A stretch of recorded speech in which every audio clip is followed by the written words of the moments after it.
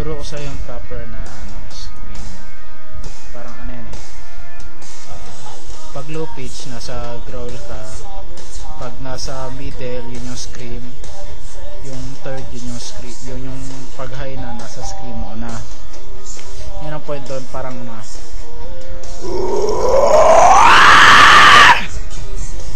Yun yung unang magig, ano mo doon. First thing na kailangan mong, tutunan, yung pag, pag exhale, control mo yung hangin mo.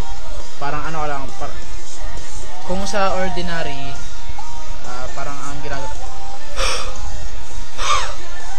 gano'n ang mangyayari sa'yo. Then, yun ang mostly gagawin mo. Then, next nun, kailangan patagalin mo siya. Parang tapos yung boses mo, parang nagmamatanda. Parang alam mo yung naghihinga doon na, parang gaita.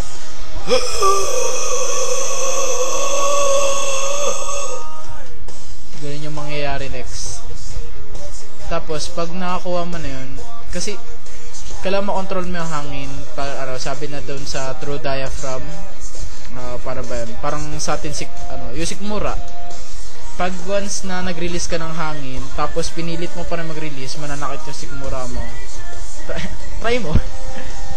Then, di ba nga, pag parang boses matanda ka na, ang next na mangyayari nun, pag nasanay ka na doon, ang next mo na doon, parang ganito na.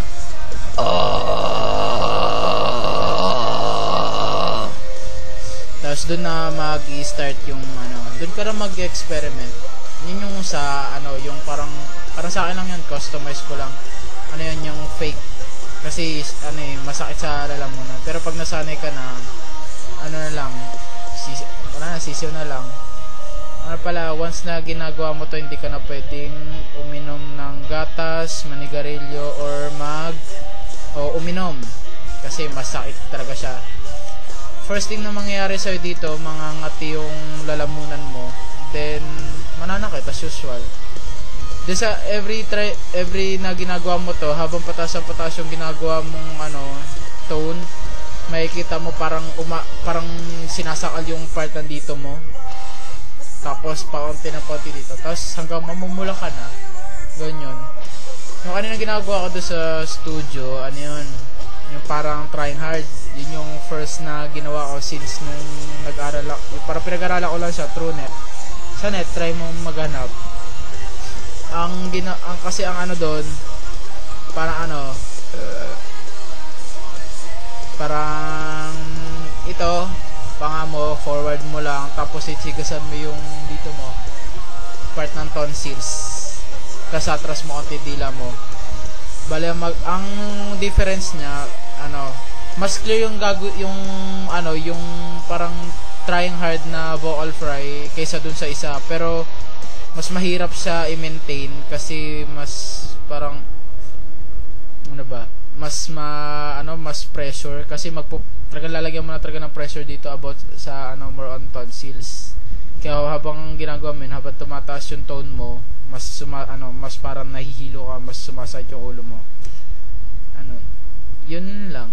Parang kasi ganito, cover natin yung kanta ng Valley of Chrome, yung Dasal.